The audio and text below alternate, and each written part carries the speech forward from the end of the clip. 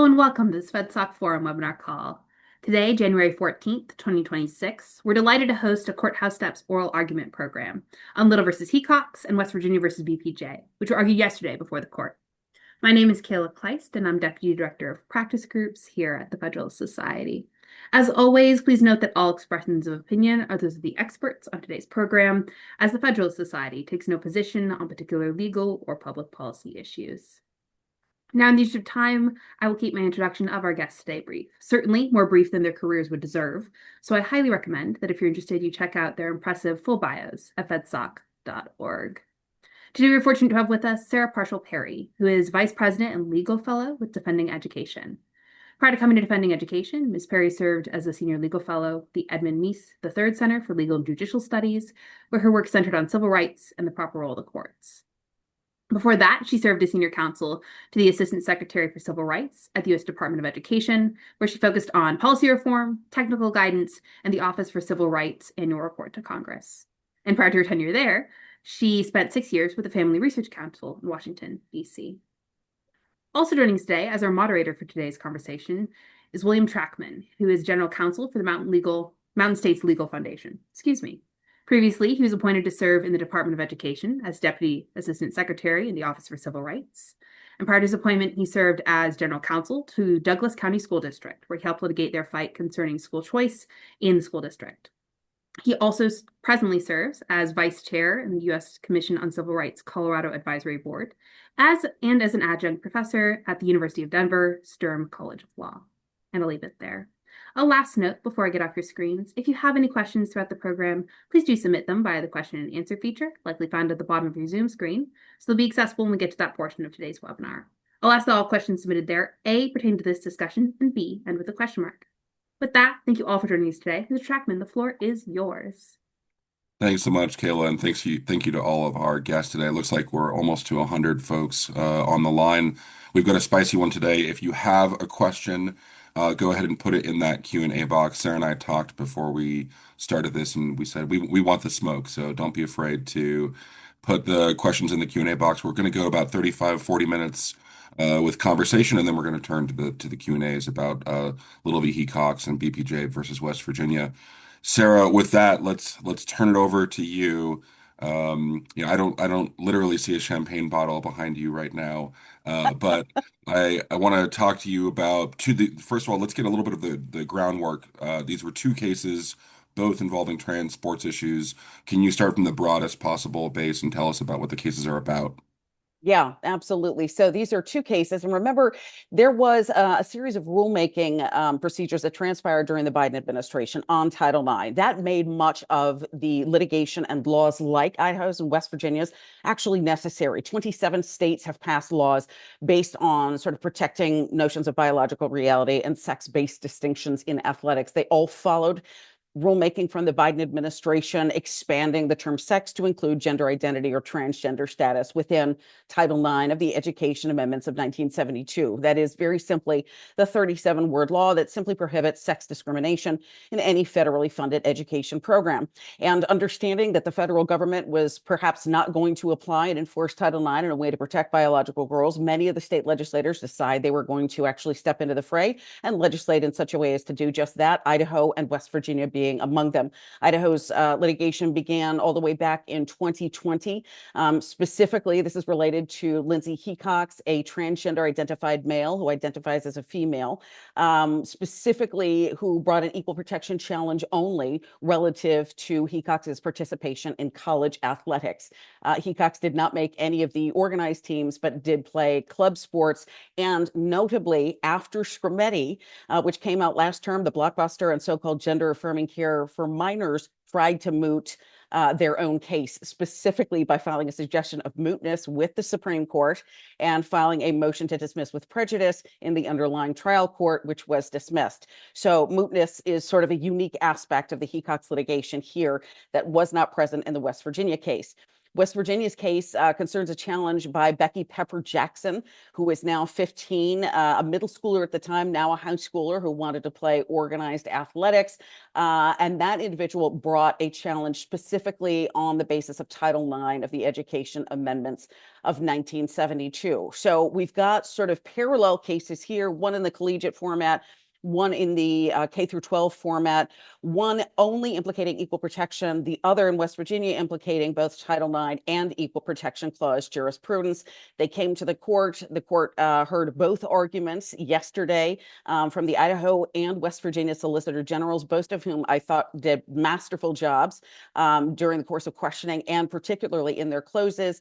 The United States also filed as amicus, and so we heard from Hash Mapam, who is the Deputy Solicitor General for the United States as well, in addition to the attorneys for the ACLU representing both transgender athletes. I will say generally, the press that I've seen up, down, and sideways, regardless of whether or not it's mainstream or conservative or left-wing leaning, all seems to indicate precisely the same thing, which is that it's a very good outcome for the states of Idaho and West Virginia, and that even the liberal justices, to my ear, recognize that these particular petitioners are going to have a relatively high bar to get over. That was, I think, a good portion of what we heard from the liberal justices yesterday, is that they recognize the strength of the state's arguments. And so at this point, they're either trying to find the Idaho case as moot, and so eliminate one altogether from consideration, or narrow the ruling in both cases specifically to determine these are as applied Equal Protection Clause challenges. That's a pretty high burden, I think, to overcome. Yeah, I want to talk about tea leaves and some of the substance of the argument, but on the posture, I found it interesting that despite, I think you're right, the press saying that the states have the better opportunity here, both cases came to the Supreme Court as losses. One from the Ninth Circuit, which I think was a unanimous 3-0, and then one from the Fourth Circuit, which had initially the district court had ruled in favor of the state, the West Virginia, but then the Fourth Circuit reversed that and held in favor of B.P.J.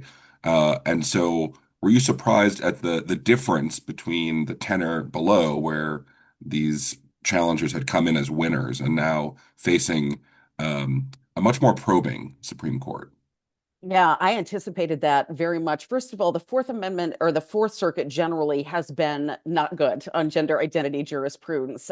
In fact, one of the other cases that we saw come to the Supreme Court, on which the Supreme Court denied cert, but would have provided clarity on sort of the issue of transgender identified individuals and bathroom use, was Grimm versus Gloucester County School Board. That was coming from the Fourth Circuit as well. They denied cert. And so that sort of Title IX issue specifically, and notions of sex separated spaces within the concept of public education, has already not been well handled by the Fourth Circuit. Remember also that we saw a denial of cert in the case LM versus, or John and Jane Parents 1 and 2 versus Montgomery County School Board, a gender secrecy case, facial challenge coming out of the Fourth Circuit. Again, the Supreme Court denied cert. And the Mahmood versus Taylor case also came out of the Fourth Circuit. Remember, that was the notion of being able to, as religious parents, opt one's child out of normative curriculum on LGBTQ themes. So many, many times the Supreme Court has gotten cases from the Fourth Circuit. And in fact, fun fact,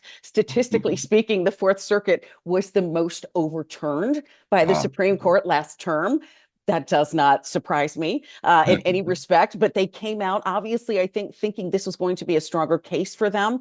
But it is very clear from recent Supreme Court jurisprudence, even within the concept of those cases on which the Supreme Court denied cert, that when cert is granted on particular cases coming out of the Fourth Circuit, I give you, by the way, also, and on an unrelated issue, West Virginia versus EPA, in which the Fourth Circuit was again roundly chastised for expanding statutory definitions.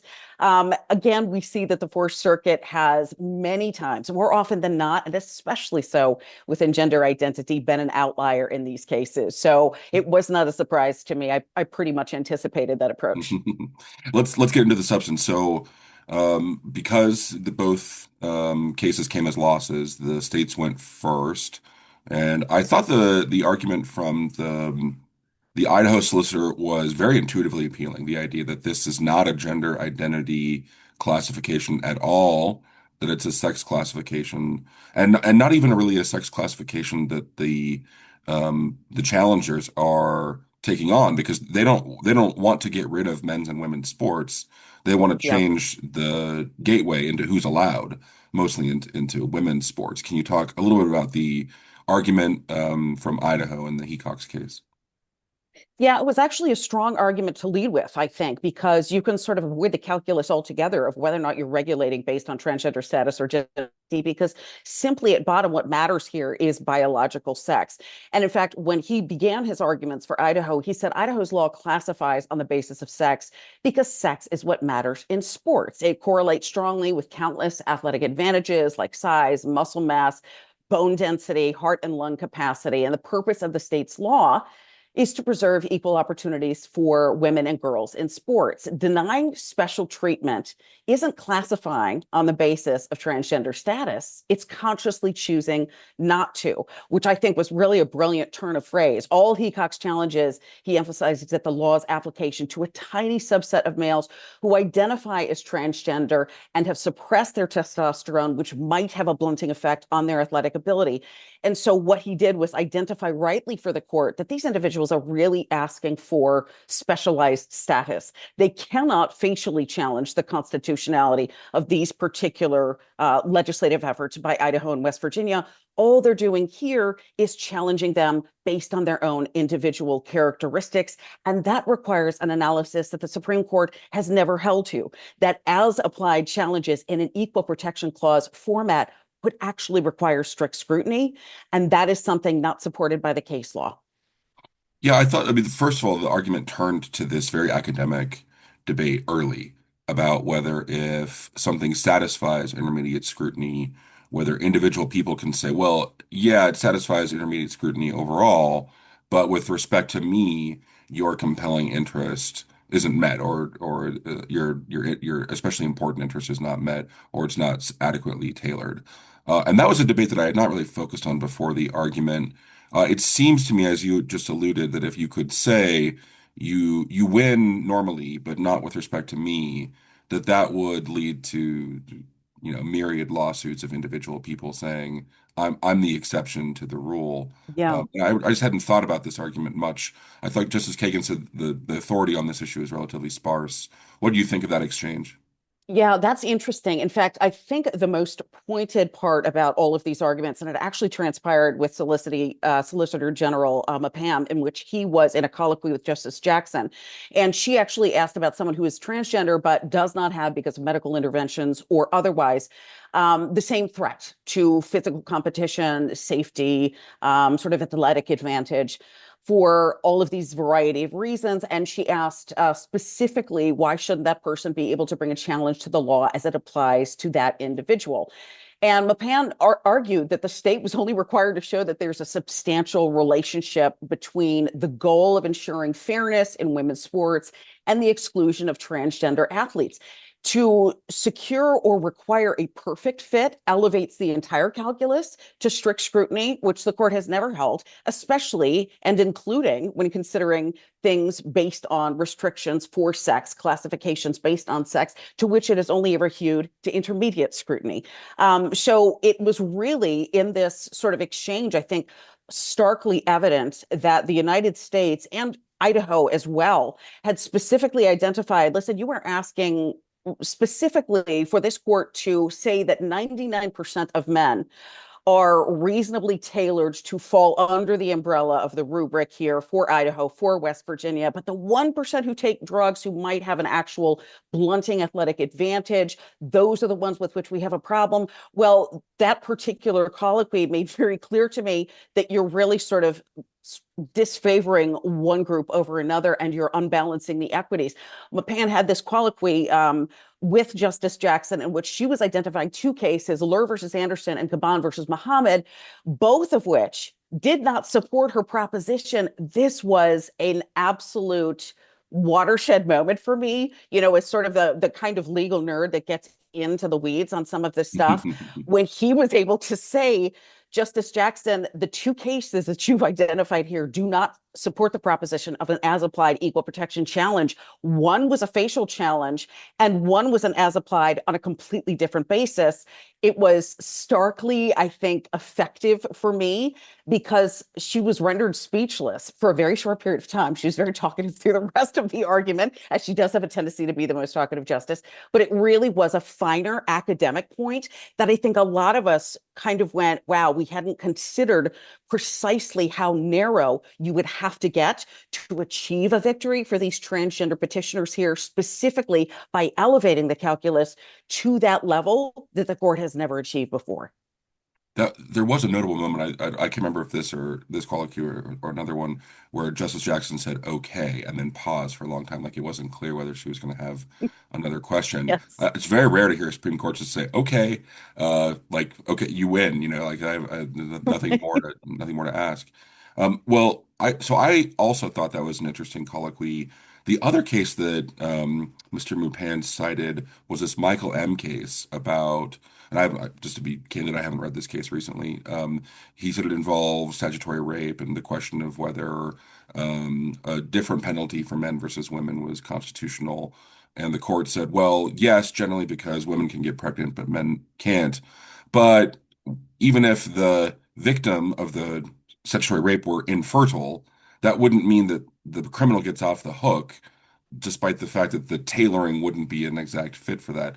I thought that was a very powerful argument, partly Yeah. because of the facts of the case. You know, it doesn't seem intuitively right that someone would get off the hook for that. What did you think of the Michael M. citation? No, I thought that was actually very, very helpful. And again, part of the strengthening of the argument here, because what we're doing is we're identifying over and over and over again for 99% of applicants, those individuals who will fall under the rubric of types of laws like this. It will be suitably tailored. It will be sufficient. There will be outliers naturally, but that does not necessarily mean that the law itself has failed to pass constitutional muster. So I think it was very much in keeping with a well-developed series of arguments on these fine, nerdy academic points relative to, listen, you're asking for a perfect tailoring. There will not be a perfect tailoring, and it's not what we're asked to do in constitutional questions of this nature.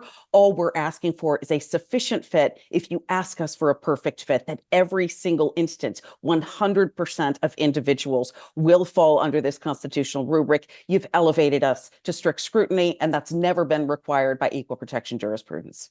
Yeah. Just to note that we already have 4 questions in the queue. So if you want to ask a question, get in on the ground floor And by there. the way, let me also add a footnote there. It Oh, is required in race cases, but it's not required in right. sex-based cases. So we're only just talking about sex as sort of an equal protection clause analysis. So Yeah.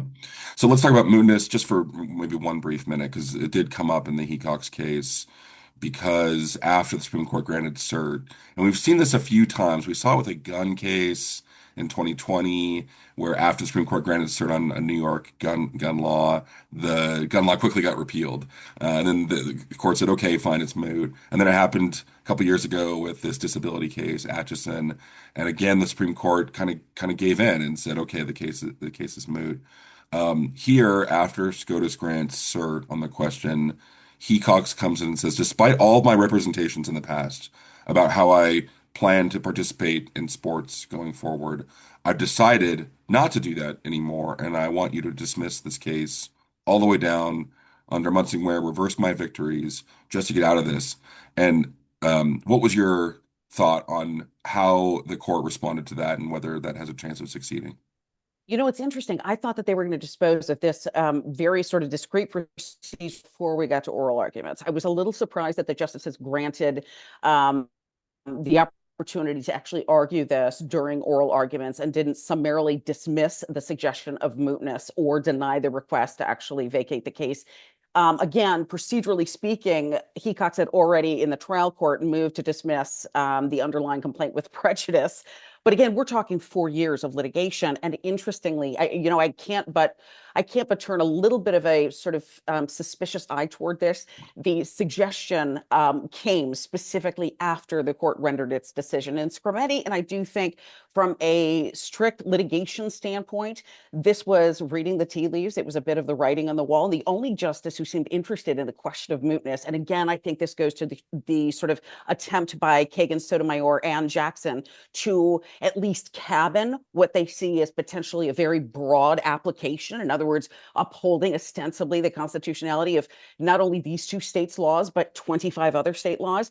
The only justice that seemed really interested in the question of mootness was Sotomayor herself.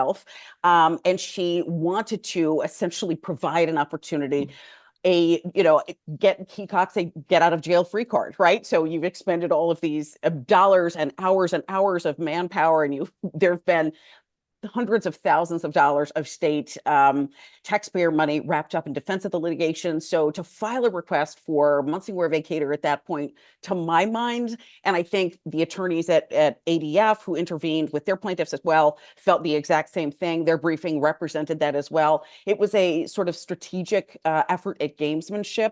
I don't think, all considered, the fact that it got such little attention during oral arguments, I think, speaks volumes, in that it will probably be a footnote in the majority opinion, who Justice Roberts may assign to somebody like Barrett.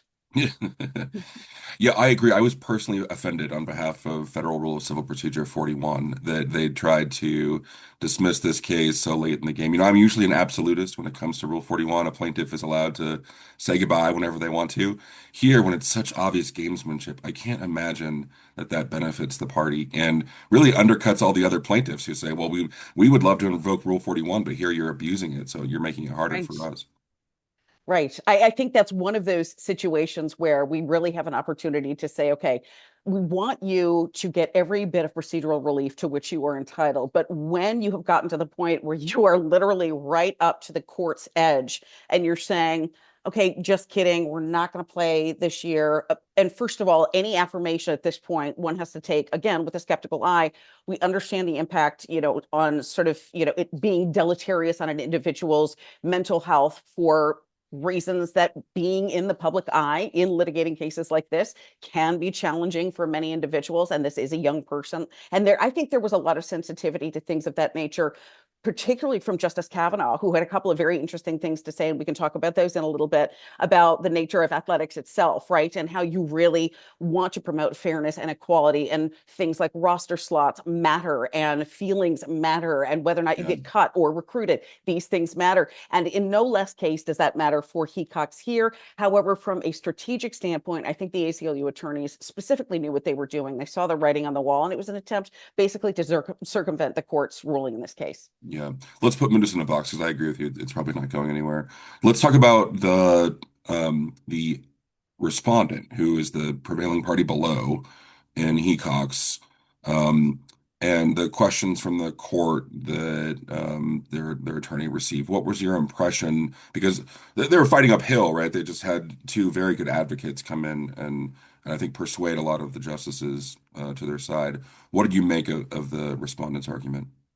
Yeah, it's very interesting because Alito really, and Kavanaugh as well, but Alito was sort of anticipated to be sort of the hot button justice. He has no problem getting fiery in some exchanges, especially on issues of this nature. He did so in Mahmoud. He's done so in Scrimetti. He's done so in Dobbs. He really has no problem going right to the heart of the issue. And specifically, he looked right at Kathleen Hartnett for the ACLU, who represented one of the prevailing parties below, and specifically said, for equal protection purposes, what does it mean to be a boy or a girl or a man or a woman? Now, this is a fundamental question because they had specifically asked, don't categorize our claimants on the basis of whether or not they are boys and girls. Simply look at whether or not they have athletic advantages. Well, for purposes of both equal protection analysis and Title IX's analysis, you have to kind of understand what that means. So that's exactly what Alito was getting to.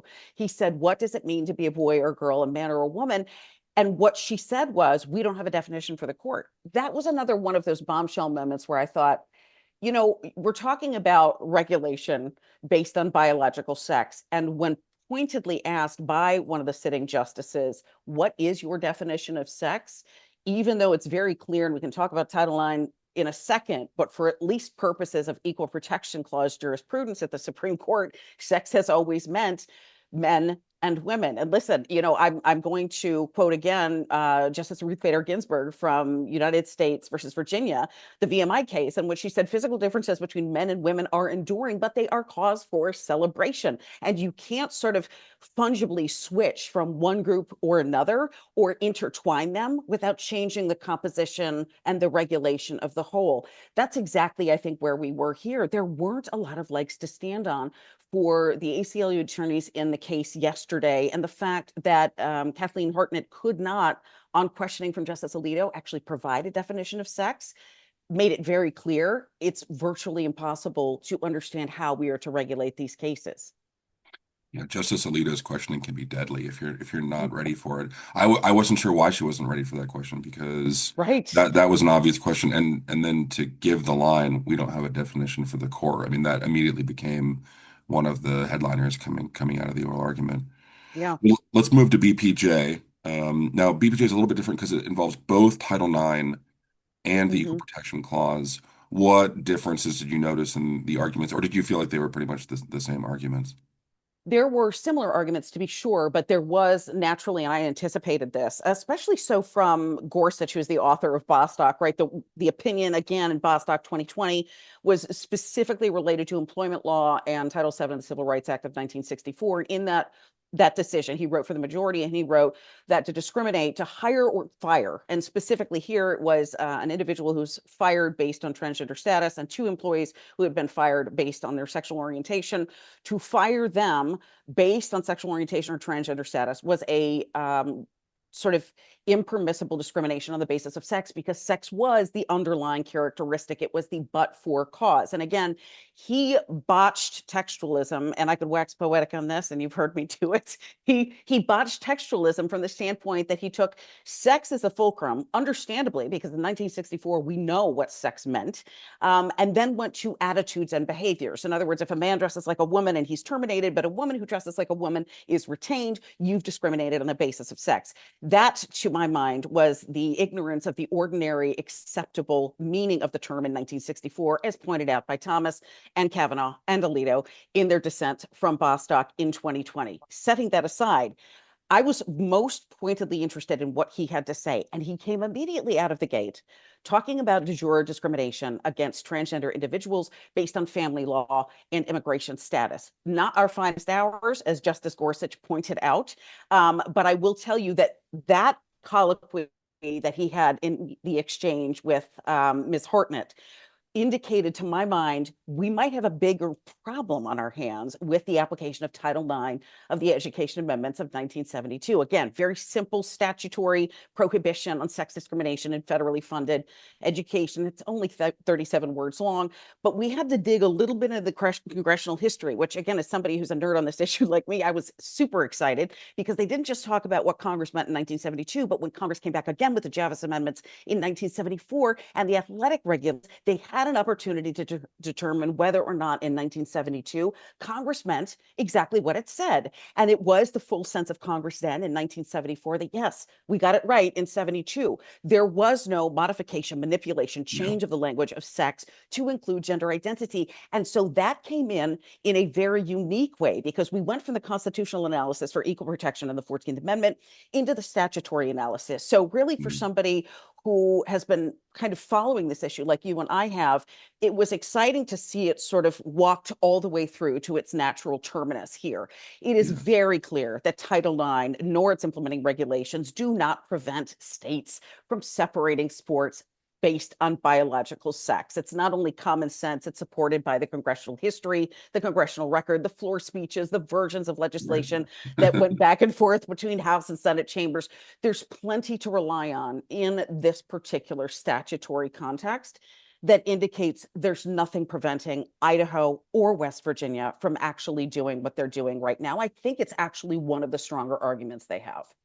You've made the point a couple times that so much of this language it can be very confusing. So even the justices were kind of buying into Mm-hmm. the idea that there is a thing as a trans um, identified person who is a biological boy, but then identifies as a girl, and that's a different thing than a biological boy who doesn't do that. Or the word cisgender came up, or even just cis, Yeah. I think came up. What do you make of both the like subtle struggle between the parties not to buy into the language of the other side, and then the justices kind of looking beyond that and not really being careful about their words? You know, that's interesting. That's kind of where I felt like the ghost of Bostock hung in the air. It was never invoked during the course of oral arguments, which did surprise me a little bit. I thought at one point we were going to hear from either one of the attorneys for the transgender petitioners that they had to apply Title IX, at least for West Virginia's sake. Title IX was equivalent to or substantially similar to Title VII. And in that way, yes, sex was the underlying regulator, but you've relied on attitudes and behaviors. That's an impermissible form of discrimination. We know that's not the case, but it would have been an argument that I would have anticipated hearing. But that is where I really felt like sort of we got that shadow crossing over us, especially so with Justice Barrett, which was a little bit of a disappointment to me. There were quite a number of Q&A sessions between she and Mr. Block, who was representing Becky Pepper Jackson, in which she utilized the terms transgender girl or transgender boy. And she talked about the fact that transgender girls were being prohibited from competing with cis girls, but that transgender boys were not being prohibited from competing with cis boys. One kind of gets a little tied up in their minds when you're trying to clarify exactly what they means. I think it unnecessarily complicated the language. Some of the justices had no problem using biologically accurate terms, like Justice Alito himself. I don't think it was necessarily a concession. That was the language that the petitioners for the transgender athletes, their particular briefing had included those terms. I think it was simply a nod to how they had argued the case individually. It was a preference that I would take umbrage with. I don't necessarily think it is the job of a sitting justice to actually take what appears to be an implicit perspective on the notion of sex as being fungible, as being something different and distinct from gender identity or transgender status. I don't think in the end it's going to matter much. We may see language in the opinion that we don't like, and I'm prepared for that. But I think my biggest surprise there was Justice Barrett. Yeah, I agree. So much of this is tied up, like the rhetoric and the narrative is tied up in the merits of the case because whether you use the pronoun for the person's gender identity or not, implicitly acknowledges, okay, you have switched, right? And so maybe you're entitled to a different sports team. What I'm switching gears a little bit though, what did you think of the comparison between boys who are just not very good at sports and trans trans identifying girls who are biological boys and how you could possibly distinguish the two. I also, felt a little offended that they kept talking about boys who are not very good at sports. But what is the best argument from the challengers as to why their theory wouldn't mean that the floodgates are open? The girls' sports would now just be full of boys who couldn't make the boys' team. You know, that's an interesting question because I really have a hard time finding the strength with that. This is why we regulate athletics based on sex, because sex matters in sports. Naturally, biological, physiological differences come with certain inherent advantages. It also doesn't mean that every boy is going to be a Michael Jordan and every girl is going to be a Serena Williams. We set these standards so that there is a logical, rational, sufficient basis to separate individuals who are not similarly situated and give them the opportunity to have the most equal access, the opportunity to succeed educationally and otherwise in athletic competitions. I really have a hard time finding that to be even a defensible argument on the part of the transgender petitioners in this particular case, because really, once you start parsing out these individual cases where, okay, what about a boy who is cis, identifies as a boy, and really stinks at basketball and wants to play on the girls' basketball team because he's just really bad. And just as Thomas pointed this out, there's no difference here, right? Just because an individual identifies as being a girl, whether or not they identify as being a girl and want to be on the girls' team, or identify as being a boy and are a boy and still want to play on the girls' team, you're dealing with the exact same problem. And so because of that, it's very hard to defend the petitioner's arguments in that case. Yeah, I totally agree. And it was on, so on the one hand, the challengers were saying, well, look, your interest here is in competitiveness. And Right, right. so our clients aren't as competitive as biological males who are playing in the male league. Yes, they're biological males, but because of the fact that they've suppressed that advantage, now your interest fades away. But it's very hard to make that argument and then say the next person who comes in and says, "Well, this person, you can just look at them and they don't have the advantages of Michael Jordan, so let's let them in too."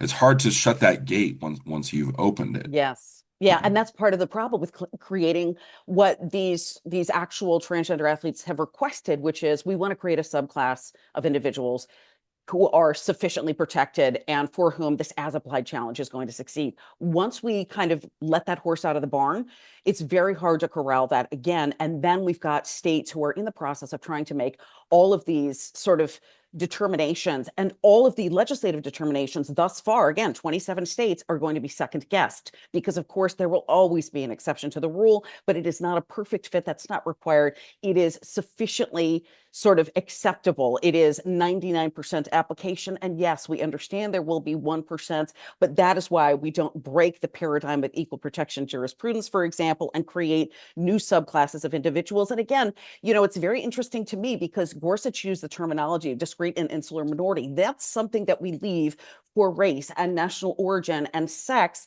It's never been used within the standpoint of transgender status or gender identity. And it's very interesting because it wasn't addressed in the Discriminate decision. This is, again, the so-called gender affirming medicine ban coming out of Tennessee and restricting these procedures for individuals under the age of 19 and who have certain diagnoses for gender dysphoria. That did not come up, even though equal protection was at issue in the Discriminate decision. But Barrett, interestingly enough, said, I want the court to be honest about what it's doing. We are regulating on the basis of transgender status, but even if we are, there is no heightened scrutiny review here because we've never identified a new suspect class of individuals sufficient for heightened scrutiny. All right. We have been asked to do so with poverty, with mental disability, with advanced age. We have turned it down time and time again for the better part of 60 years. We're not going to recognize a new suspect or quasi-suspect class sufficient to automatically bump us up to intermediate scrutiny review. And these petitioners are actually going a step further and saying, okay, but also we really aren't great at sports because we blunted our athletic advantage. So now maybe we could go to strict scrutiny and actually jump all the way to the highest tier. So all of these sort of building blocks together, to my mind, indicate that there is a very, very, very narrow path to victory for these two athletes. Yeah. One question that the advocates got is there room for California to open the floodgates under the Equal Protection Clause? And I thought Mr. Mupon again said, not under Title IX. We, we don't think that the Equal Protection Clause does preclude a state from letting trans athletes into the other sports league, but equal protection lets them do that. I thought it was an interesting response. I did too, and here's why I think this is very interesting, and why I'm sort of inclined to agree with him here. And Gorsuch is the only one to address the nature of Title IX as spending clause law, passed pursuant specifically to Congress's spending authority, which of course works in the nature of a contract between the federal government and a state recipient, and Yeah. in which there must be clear terminology. So it's very clear to me, based on the Constitution Supremacy Clause, the fact that Title IX has operated for 53 odd years as this sort of bulwark against sex discrimination, was the sort of crowning jewel of the women's liberation movement. Their achievement in achieving true educational equality, it's very clear that when contrary laws, and we're seeing this right now, there's litigation happening in the First Circuit between the Department of Justice and the state of Yeah. Maine, because Janet Mills decided she would throw down and go, toe to toe with the administration on whether or not Title IX required her to separate her sports in Maine between boys and girls, and also with Governor Gavin Newsom and the California Interscholastic Association Federation out in the Ninth Circuit. So DOJ is already embroiled in active litigation on the notion of Title IX requiring equality for the sexes, and that means separating sex by sports. Equal protection jurisprudence, again, related but different calculus from a constitutional standpoint, but I do think it's pretty clear that when McMahon came out and said specifically Title IX would prohibit California from going whole hog and anybody plays on any team, regardless of any gender identity, I would agree with him on that. Yeah. Okay. Well, I think we have quite a few questions in the queue. So why don't we turn to those? Well, look, let me turn to the questions, but first let me ask you, give me your hot take. Is this going to be 6-3, 7-2? How's it going to turn out? You know what? I would say 6-3. But interestingly, it's I think one of those situations. I don't think we've got any swing from the conservatives. I do think the 6-3 vote is pretty standard. If we have anybody, it's going to be Sotomayor because even she seemed receptive to the Title IX arguments that were made by the West Virginia Solicitor General, in which he identified what Congress meant in 1972 and 1974, and the fact that clearly West Virginia is not violating Title IX by actually separating their athletics based on sports. So she would be my only potential swing. It's very clear where Jackson and Kagan are coming from. If we're lucky, we get 7-2, but I think 6-3 is a pretty solid guess. Okay. All right. First question. Is there any legal theory by which the court avoids defining sex, but still rules in favor of Idaho and West Virginia, despite not having to come out expressly in defining sex? I don't think they'll actually have to identify what it is for their purposes. They will simply have to identify what it is for purposes of the statute in Title IX, which is very clear. Gorsuch is going to be very, I think, instrumental in shaping that definition because even in the Bostock determination, he began with the sentence, which is often overlooked, I think, by people who get right to the end and say, well, they said that sex and gender identity were the same in Bostock. No, they didn't. In fact, the Supreme Court's never determined sex and gender identity or transgender status are similar to or identical to one another, simply that they are interrelated because sex is the fulcrum on which the entire statute's operation rests. So they won't need to come up with their own sort of ex nihilo definition of sex, but they will look to the congressional record and the history for purposes of Title IX specifically, and what they have said in the past in their equal protection jurisprudence about the nature of what sex is. And those will be cases like Frontiero versus Richardson, U.S. versus Virginia, Geduldig versus Aiello, all of the cases that specifically regulated based on constitutionality of sex distinctions, whether or not they were sufficient to meet intermediate scrutiny. So they'll look to what they have said, not necessarily what sort of they want to say about the nature of sex. Yeah. Next question. We should take this together. What is the definition of sex for the federal government? And do you expect it to be different after the Supreme Court ruling? So, Well, yeah, go ahead. I will let me start and I will fill yeah. in. So the 2020 Title IX rule that both Sarah and I worked on that was promulgated under the Trump administration talks about how Title IX presupposes a definition of sex that is purely biological, that relates to your physical traits and your functionality as a man or a woman.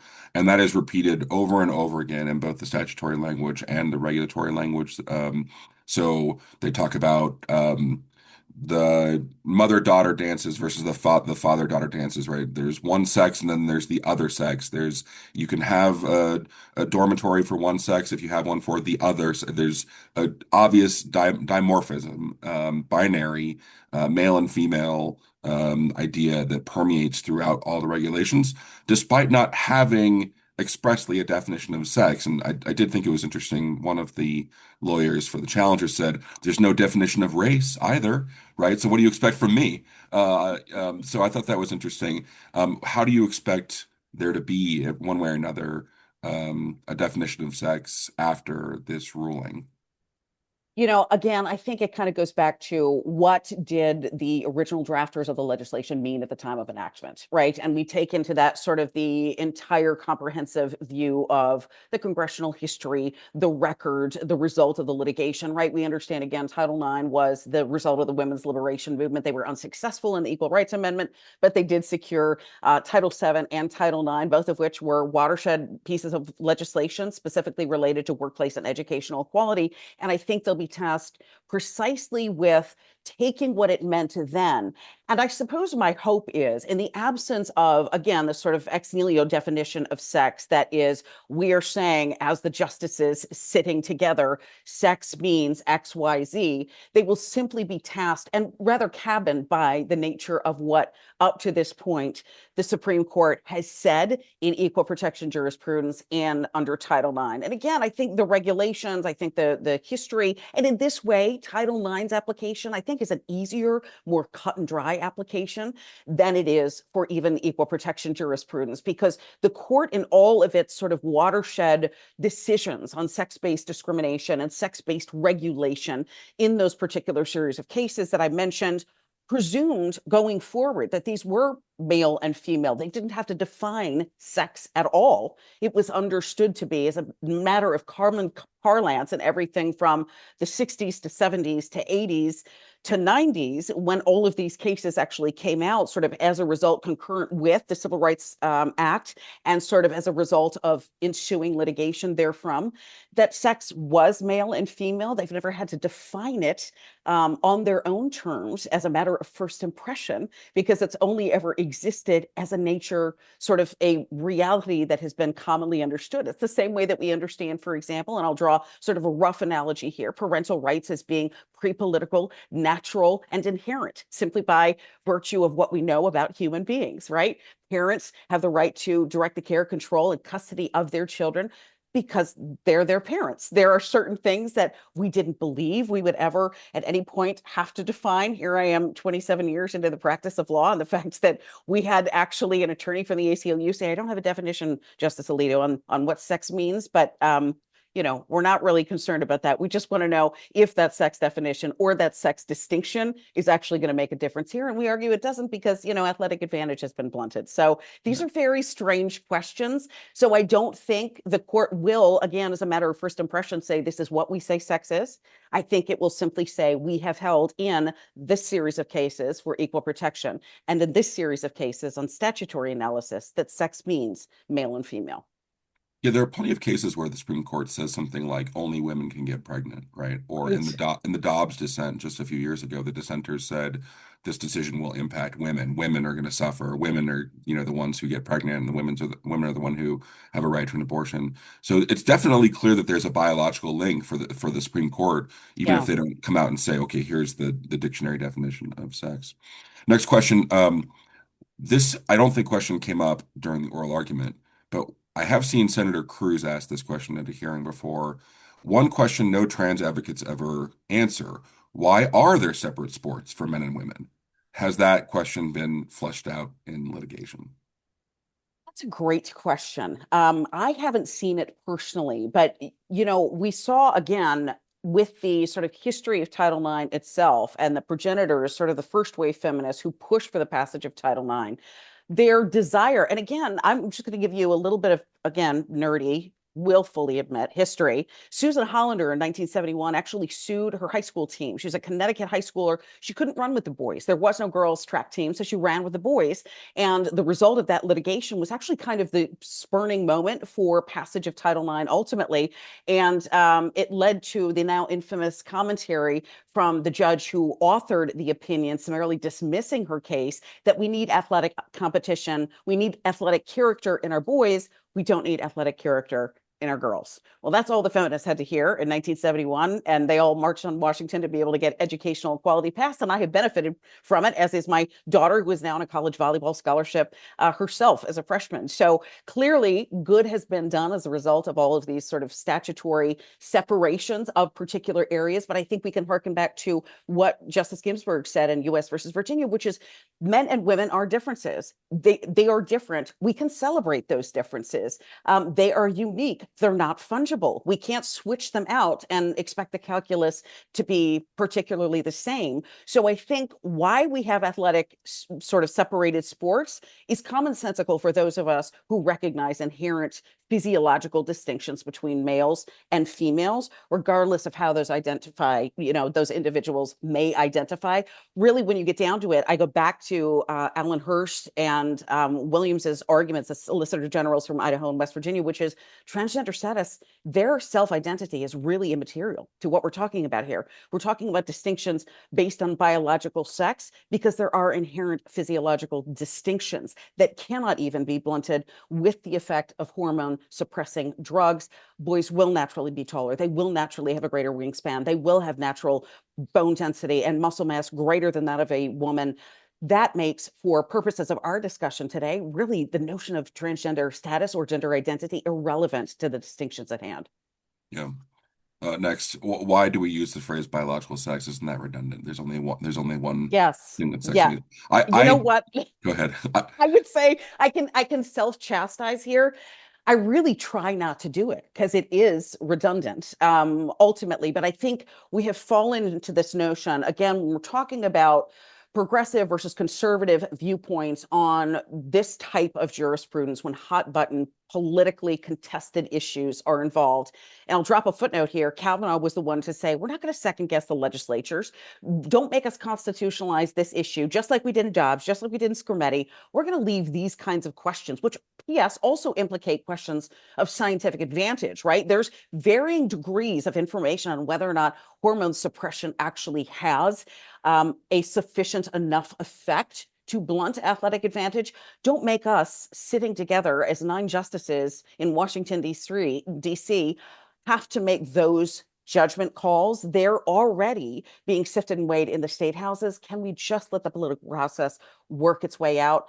I try not to utilize biological sex, but I think this is a function of the fact that we really, from the Obama administration into the Biden administration to a much more aggressive degree, we saw sort of the implication and the inclusion of language on cis and trans students sufficient that I think a lot of us felt the need to immediately distinguish our line of rhetoric and reasoning by utilizing terms like biological. But yes, I agree with the commenter. It is entirely redundant and I should do it less. It was probably B. I don't know.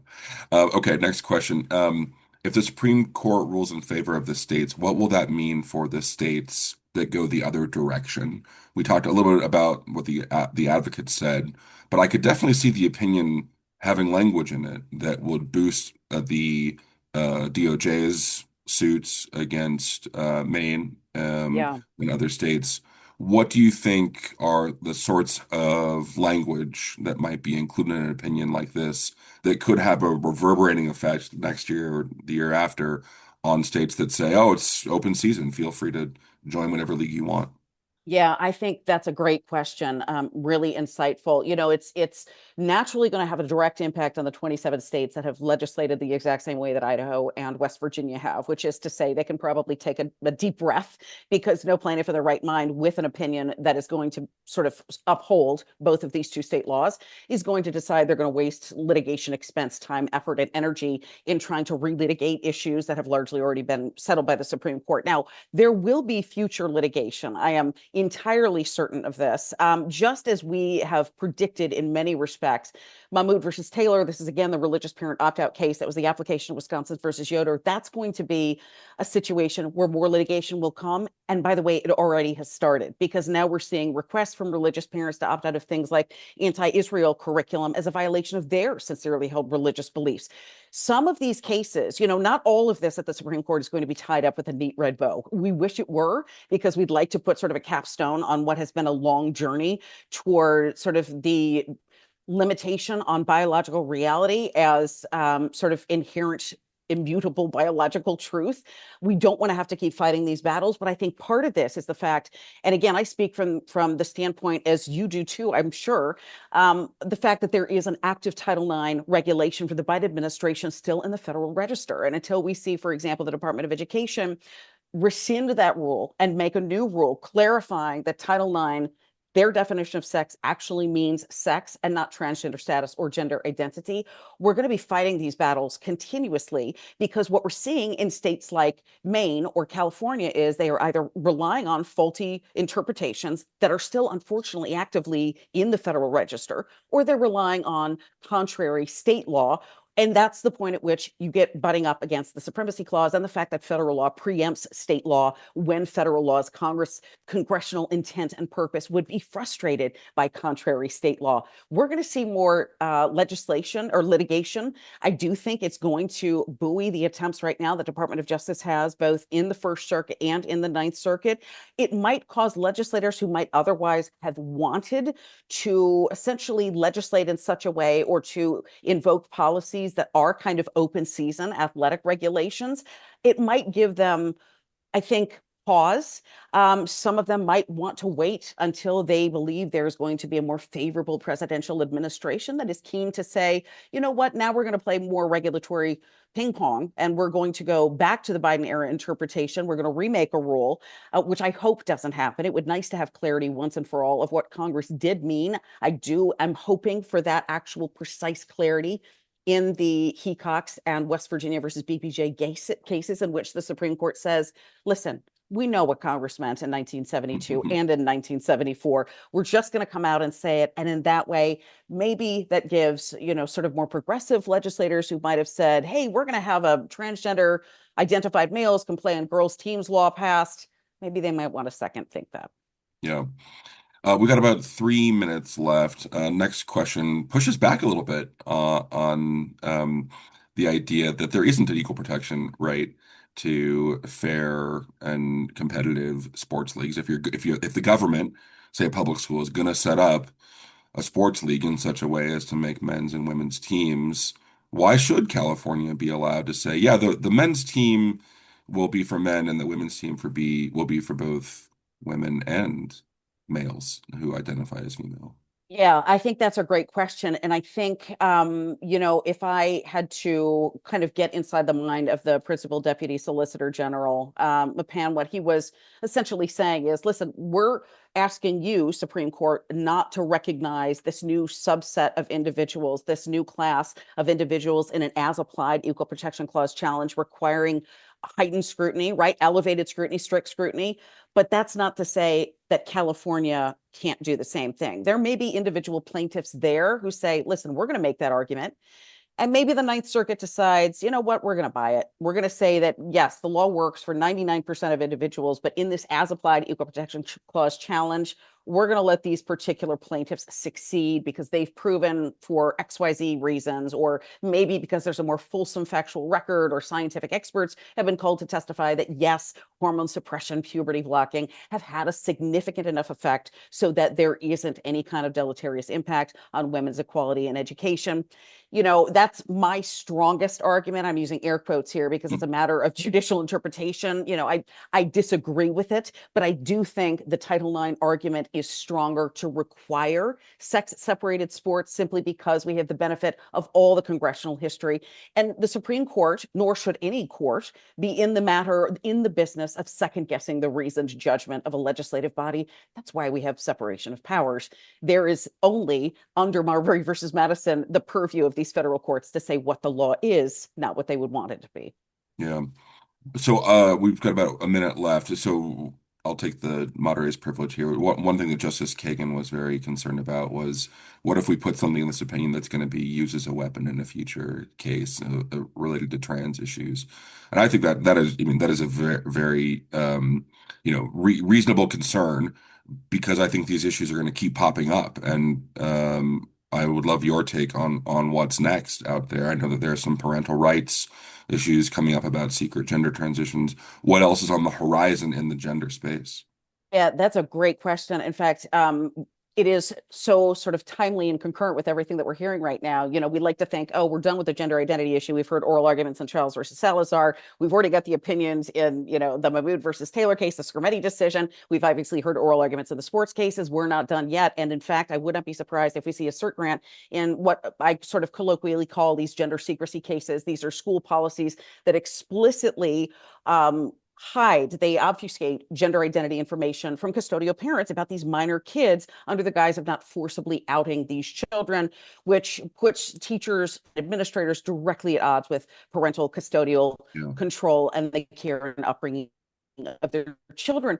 Interestingly, right now there are two cases, one out of the First Circuit and one out of the Ninth Circuit, or 11th Circuit rather, both of which consider the constitutionality of these parental rights challenges on an as applied basis, but as applied because the facial challenges that came out of the Fourth and the Seventh Circuit and the 10th Circuit previously were all directly related to, we're challenging it. There can never be a constitutional application of this. These are individuals who are coming and saying our children were socially transitioned behind our backs. Yeah. Concurrent with this, in a case called Miravelli versus Bonta, and that's coming out of the Ninth Circuit. Thomas More Legal Society is bringing that case. They have actually asked the Supreme Court in an emergency petition to vacate the stay from the Ninth Circuit Court of Appeals that has actually required, originally the lower court decision required notification to parents.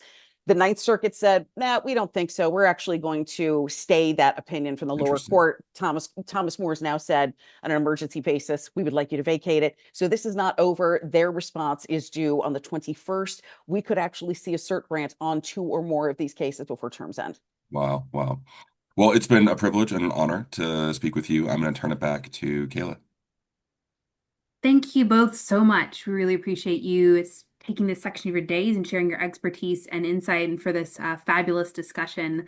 Thanks also to our audience for joining and participating. We welcome listener feedback by email at fedsocforums@fedsoc.org. And as always, keep an eye on our websites and your emails for announcements about other upcoming virtual events. With that, thank you all for joining us today. We are adjourned.